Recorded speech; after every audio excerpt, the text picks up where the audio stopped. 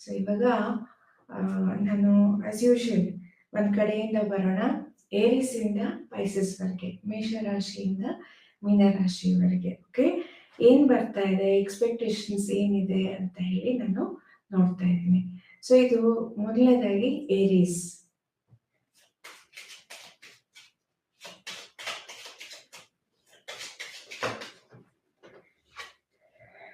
Okay,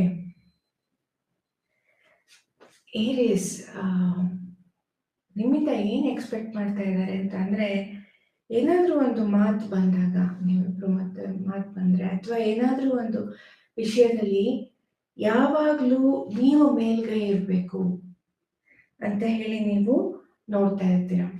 ಅಂದರೆ ಒಂದು score board ಅಂತ ಇಟ್ಟರೆ 1-1 ಈಕ್ವಲ್ ಆಗಿಬಿಟ್ರೆ ನಿಮಗೆ ಇಷ್ಟ ಆಗಲ್ಲ.